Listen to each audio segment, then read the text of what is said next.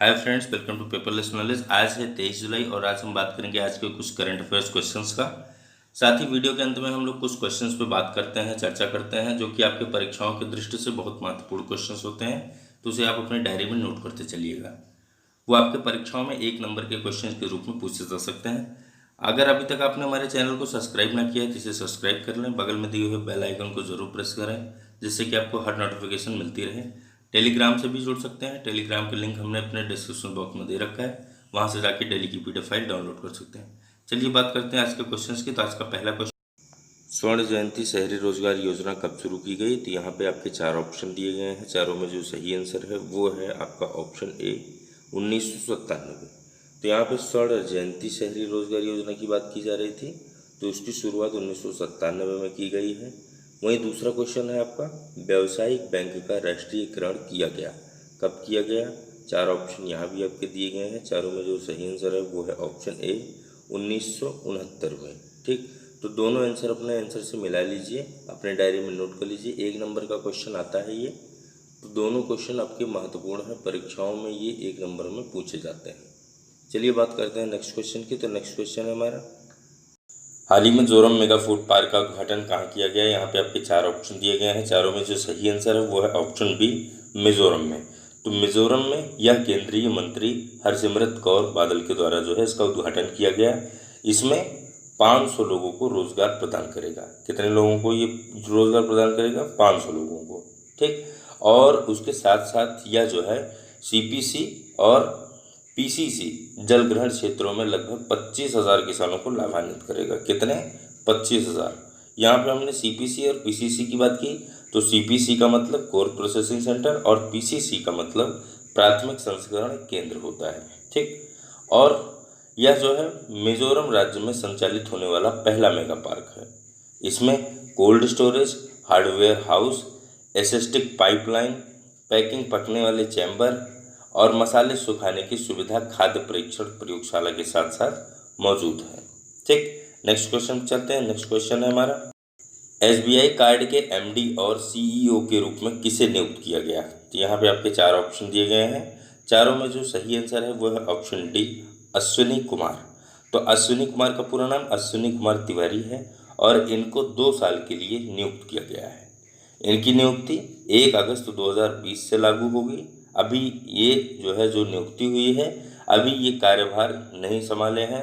ये 1 अगस्त 2020 से अपना कार्यभार संभालेंगे और जो इनकी नियुक्ति हुई है वो हरदयाल प्रसाद के स्थान पर की गई है। मतलब इनके पहले हरदयाल प्रसाद इस कार्यभार को संभालते थे। SBI कार्ड व्यक्तिगत कार्ड धारकों और कॉरपोरेट ग्राहकों के लिए व्यापक क्रेडिट कार्ड पोर्टफोलियो प्रदान करते हैं, जिसमें जीवन शैली पुरस्कार, मात्रा और ईंधन और बैंकिंग भागीदारी और कॉरपोरेट कार्ड शामिल है।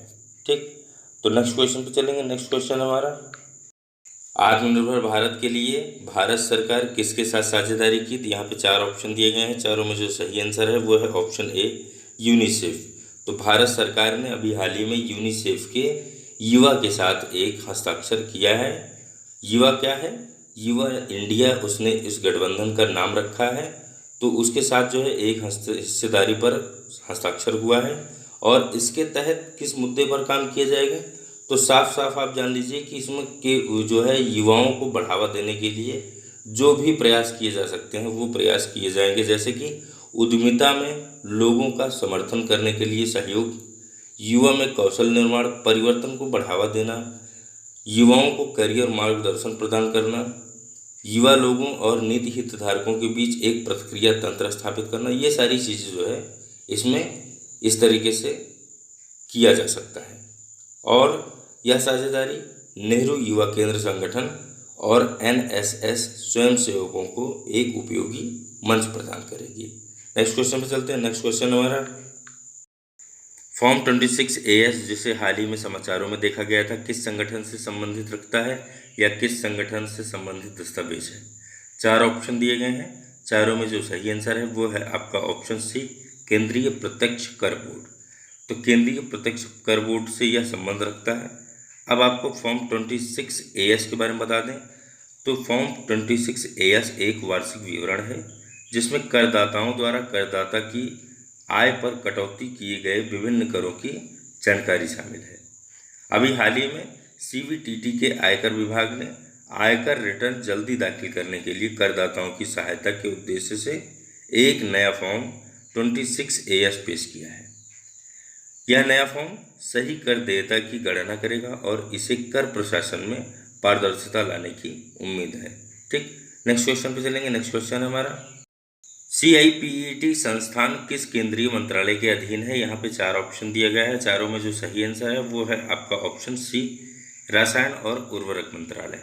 तो आपको बता दें कि अभी हाल ही में 19 जुलाई को केंद्रीय रसायन और उर्वरक मंत्रालय के तहत कार्यरत केंद्रीय पेट्रोकेमिकल्स इंजीनियरिंग प्रौद्योगिकी संस्थान को राष्ट्रीय प्रत्यायन बोर्ड NABL और आसंकन प्रयोगशालाओं द्वारा व्यक्तिगत सुरक्षा उपकरण PPE किट का परीक्षण करने और प्रमाणित करने के लिए मान्यता प्रदान की गई है। अब यहाँ पे CIPET की बात की गई है, तो आपको इसका पूरा नाम बता दें तो इसका पूरा नाम है केंद्रीय पेट्रोकेमिकल्स इंजीनियरिंग प्रौद्योगिकी संस्थान। ठीक, तो इसका पूरा नाम है। नेक्स्ट क्वेश्चन पे चलेंगे। नेक्स्ट क्वेश्चन हमारा, किस केंद्रीय मंत्रालय ने प्रस्तावों की आसान क्लियरेंस के लिए एक निवेश क्लियरेंस सेल की स्थापना की? तो यहाँ पे भी 4 ऑप्शन दिए गए हैं। चारों में जो सही आंसर है वो है ऑप्शन सी, नागरिक उड्डयन मंत्रालय। तो आपको बता दें कि नागरिक उड्डयन मंत्रालय ने अभी हाल ही में एक निवेश क्लियरेंस सेल ICC, जिससे आप व्यक्त करेंगे, उसकी स्थापना की है, जिसका उद्देश्य प्रस्तावों की सहायता और मंजूरी प्रदान करना है। ICC में 10 सदस्य शामिल होंगे और इसकी अध्यक्षता कौन करेगा? तो इसकी अध्यक्षता मंत्रालय में एक संयुक्त सचिव करेगा। सेल निवेश और आकर्षित करने के लिए एक एकल खिड़की प्रणाली होगी और यह निवेशकों के बीच राज्य के साथ मिलकर काम करेगी। नेक्स्ट क्वेश्चन पे चलते हैं। नेक्स्ट क्वेश्चन हमारा, किस देश ने तीसरी G20 वित्त मंत्रियों और केंद्रीय बैंक गवर्नर्स FMCBG की बैठक की अध्यक्षता की? 4 ऑप्शन दिया गया है। चारों में जो सही आंसर है वो है ऑप्शन डी, सऊदी अरब। तो सऊदी अरब ने G20 की अध्यक्षता की है। इसने हाल ही में तीसरी G20 वित्त मंत्रियों और केंद्रीय बैंक गवर्नर्स की बैठक की अध्यक्षता की। भारत की वित्त मंत्री निर्मला सीतारमण ने, वित्त मंत्री जो है निर्मला सीतारमण है, और ये जो है वीडियो कॉन्फ्रेंसिंग के माध्यम से इस बैठक में भाग ली थी और इसमें उन्होंने कोविड-19 पर चर्चा की है। नेक्स्ट क्वेश्चन पे चलेंगे। नेक्स्ट क्वेश्चन हमारा, किस राज्य और केंद्र शासित प्रदेश ने अपने सभी पंचायत सदस्यों के लिए 25 लाख रुपए की बीमा कवर को मंजूरी दी है? 4 ऑप्शन दिए गए हैं। चारों में जो सही आंसर है वो है ऑप्शन बी, जम्मू और कश्मीर। तो आपको बता दें कि यह घोषणा 18 जुलाई को की गई। किसके द्वारा? जम्मू और कश्मीर प्रशासन के द्वारा, जो है शहरी स्थानीय निकायों और पंचायती राज संस्थानों के सभी निर्वाचित सदस्यों को 25 लाख रुपए की जीवन बीमा कवर की घोषणा की गई है। इसकी प्रावधान चुने गए सदस्यों को सुरक्षा की भावना प्रदान करके जमीनी स्तर पर लोकतंत्र को मजबूत करना है। क्यों?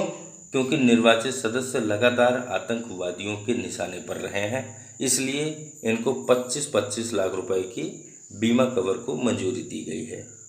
नेक्स्ट क्वेश्चन पे चलेंगे। नेक्स्ट क्वेश्चन हमारा, भारत का पहला सार्वजनिक इलेक्ट्रॉनिक वाहन चार्जिंग प्लाजा किस राज्य में स्थापित किया गया? तो यहाँ पे आपका 4 ऑप्शन दिया गया है। चारों में जो सही आंसर है वो है ऑप्शन बी, नई दिल्ली। तो आपको बता दें कि 20 जुलाई 2020 को बिजली, नवीन और नवीकरणीय मंत्री RK सिंह ने नई दिल्ली में चेल्स कोड क्लब में पहले सार्वजनिक इलेक्ट्रॉनिक वाहन चार्जिंग प्लाजा का उद्घाटन किया और इसके साथ ही उन्होंने रेज का भी उद्घाटन किया। RAISE ये है रेज। ठीक है, इसका भी उन्होंने उद्घाटन किया। अब इसका पूरा नाम हम आपको बता दें तो इसका पूरा नाम है retrofit of air conditioning to improve indoor air quality for safety and efficiency.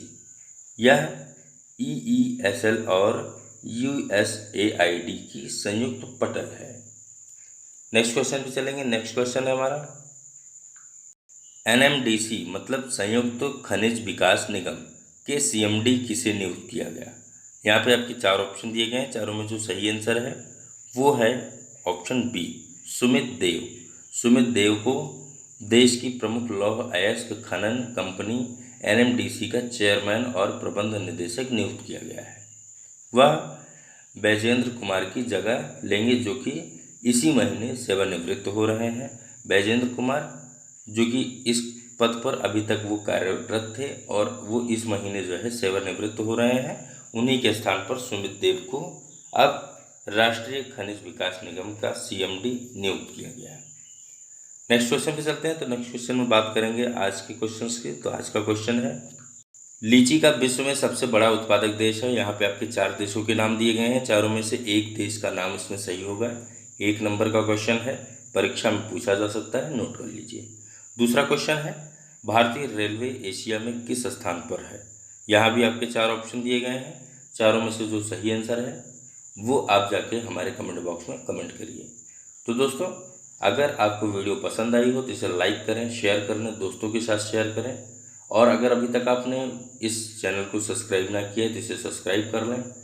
तो आज की वीडियो में इतना ही, फिर मिलेंगे किसी अन्य वीडियो के साथ। तो तब तक के लिए धन्यवाद।